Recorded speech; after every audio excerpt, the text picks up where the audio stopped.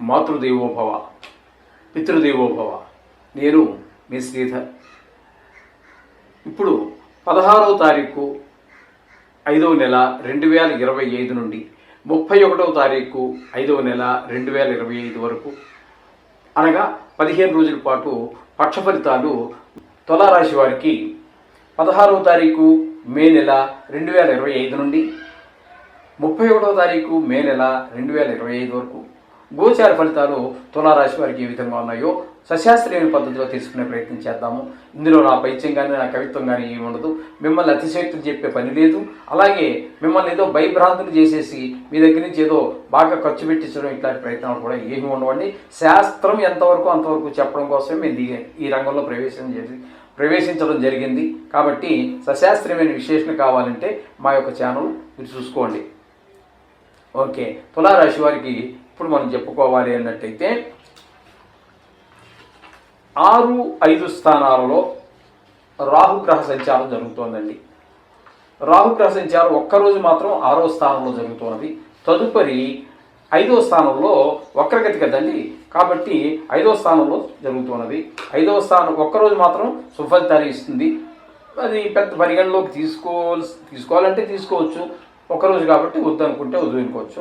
అయితే 5వ స్థానంలో రాహుగ్రహ సంచారం వల్ల సంతానం మీద, ముఖ్యంగా పిల్లల మీద, సంతానం మీద దుష్ప్రభావం చూపిస్తూ ఉంటుంది. వాళ్ళకి చదువు మీద శ్రద్ధ తక్కువ, ఆటల మీద వాటి మీద శ్రద్ధ ఎక్కువైపోవటం, తద్వారా గాయాలు తగిలించుకోవటం, తద్వారా ధనం ఖర్చు అవటం, అలాగే ఒక వయసు వాళ్ళు అయితే చెడు స్నేహాలు చేయటము, ఇంకొంచెం పెద్ద వయసు వాళ్ళు అయితే ఇంకా కొన్ని ఈ సరైన ఇదిలో ఉన్నటువంటి పరిస్థితిలో చెడు వ్యసనాలకి, దుర్వ్యసనాలకి అలవాటు పడే పరిస్థితి ఉంటుంది. కాబట్టి వారి మీద దృష్టి పెట్టడం కూడా ఒక కన్ను వేసి ఉంచవలసిన సమయం ఇది. పంచమ స్థానంలో రాహుగ్రహ సంచారం వల్ల జరిగేటటువంటి పరిస్థితి. ఇకపోతే శుక్రుడు కూడా 6వ స్థానంలో సంచారం చేస్తూ ఉన్నారు. 6వ స్థానంలో శుక్రుని యొక్క సంచారం కూడా శుభ ఫలితములను ఇవ్వజాలదు. కాబట్టి ఆయన కూడా భార్యాభర్తల మధ్యన కొంచెం ప్రతికూలత, అలాగే షేర్ మార్కెట్లో పెట్టేటటువంటి వారికి అనుకూలత కాదు. అలాగే టీవీ రంగంలోను, సినిమా రంగంలోను, సోషల్ మీడియాలో ఉన్నటువంటి వారికి కూడా అనుకూలమైన ఫలితములు ఇవ్వజాలదు 6వ స్థానంలో శుక్రగ్రహ సంచారం. అలాగే 6వ స్థానంలోనే శనీశ్వరుని యొక్క సంచారం కూడా జరుగుతోంది.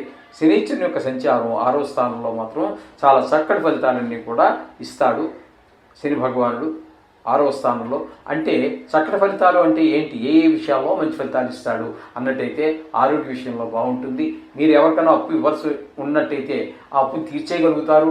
లేదు మీరే అప్పు కోసం ప్రయత్నాలు చేస్తున్నారు, ఏ కారు కొనడానికో, ఇల్లు కొనడానికో, స్థలం కొనడానికో, పిల్లల చదువుకో, అబ్బాయిని ఫారిన్ పంపించడానికో, అమ్మాయిని ఫారిన్ పెళ్లికో, దేనికో మొత్తం మీద ఒక మంచి పని కోసం మీరు డబ్బుల కోసం ప్రయత్నం చేస్తున్నారు. ఆ ప్రయత్నంలో మీరు సఫలీకృతులవుతారు. ఆ ధనం కూడా సద్వినియోగం అవుతుంది. మంచి ఫలితాలన్నీ కూడా వస్తాయి. ఈ విధమైనటువంటి ఫలితాలన్నీ కూడా శని భగవానుడు మీకు ప్రసాదిస్తాడు ఈ తులారాశి వారికి. ఇకపోతే 7, 8 స్థానాలలో 2 స్థానాల్లో 7, 8, 2 స్థానాల్లో బుధుని యొక్క సంచారం జరుగుతోంది.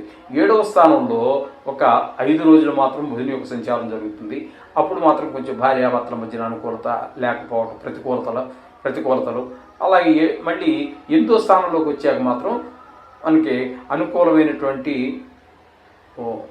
తులారాశి వారికి కదండి 7, 8 స్థానాల్లో 7వ స్థానంలోనూ కూడా బుధుడు అనుకూలిస్తాడండి 5 రోజులు. తదుపరి 15 రోజులు మాత్రం 10 రోజులు మాత్రం ఇక్కడ మీకు 8వ స్థానంలో అనుకూలమైన ఫలితాలే ఇస్తాయి. 7, 8, 2 స్థానాల్లోనూ కూడా శుభ ఫలితాలే ఇస్తాడు. 8వ స్థానంలోకి వచ్చినప్పుడు ఏ విధమైన ఫలితాలంటే కొంచెం అంతా మనసు అంతా బాగుంటుంది. అలాగే ధనలాభాలు కూడా ఉంటాయి. అలాగే కొన్ని చోట్ల మనకి పేరు ప్రఖ్యాతులు కూడా వస్తాయి. ఇటువంటి 8వ స్థానంలో మంచి ఫలితాలు ఇచ్చేటటువంటిది ఒక శుక్రగ్రహము, బుధగ్రహం మాత్రమే.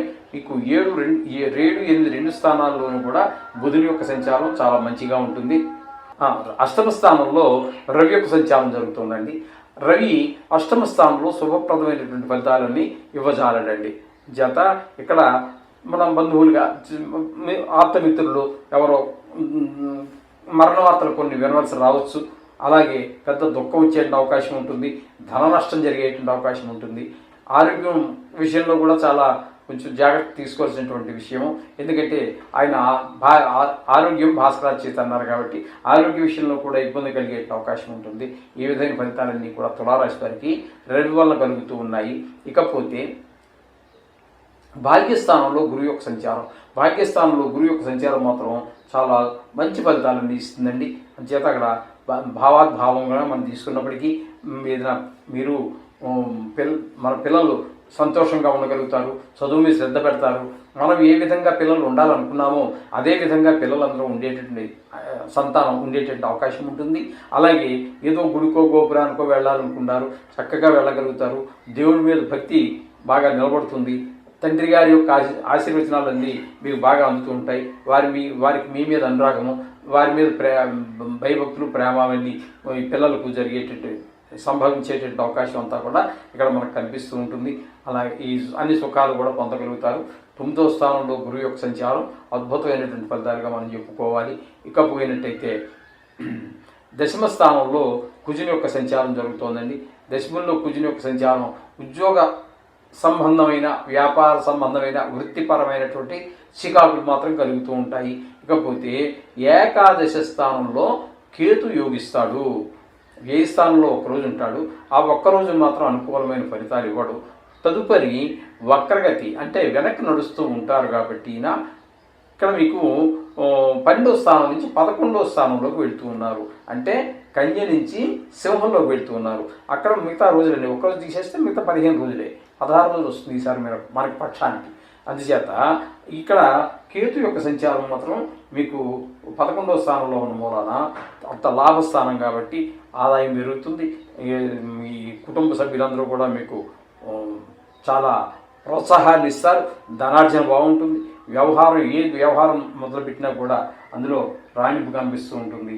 ఈ విధంగా మొత్తం మీద ఈ తులారాశి వారికి రాహువు, శని, బుధుడు, అలాగే గురువు, కేతువు కూడా అనుకూలమైనటువంటి పరిస్థితులు కనపడుతున్నాయి. అందుచేత 5 గ్రహాల యొక్క అనుకూలత మొత్తంగా చెప్పాలంటే తులారాశి వారికి చాలా బాగుంది అని చెప్పొచ్చి మనం చెప్పుకోవచ్చు. అందులో సందేహం లేదు. అందుచేత మీరు ఇందులో నా పెట్టుబడి పెట్టాలన్నా, ఇందులో కానీ ధైర్యంగా దూకాలన్నా కూడా కళ్ళు మూసుకొని మీరు అందులో పెట్టుబడి పెట్టవచ్చు. ఈ విధమైనటువంటి అంటే కొన్ని మనం చెప్పుకున్నాం కదా, ప్రతికూలంగా ఉన్నటువంటిది శుక్రుడికి సంబంధించి వద్దనుకున్నాం మనం. ఎందుకంటే అది షేర్ మార్కెట్లో పెట్టుబడి పెట్టేటటువంటివి, అలాగే సినిమా రంగం వాళ్ళకి మాత్రం అనుకూలమైన ఫలితాలు ఇవ్వవు. కానీ మిగతా ఆ ఒక్కటిని ఏది మనం చెప్పుకునేది అందుకే ఏ రంగాల వారికి బాగుండదని చెప్పుకోవడం అదే కారణం. అంచేత వారికి మాత్రం బాగలేదు. మిగతా వారందరికీ కూడా మొత్తం మీద ఈ రాశి వారికి, ఈ తులారాశి వారికి చాలా చక్కగా ఉందని చెప్పుకోవచ్చు. అందులో ఎటువంటి సందేహం లేదు. అలాగే కొన్ని ప్రతికూలతలు ఉంటూనే ఉంటాయి కాబట్టి నవగ్రహ మంత్రాలు చదువుకోండి. చక్కటి ఫలితాన్ని పొందుతారు. శుభం భూయాత్.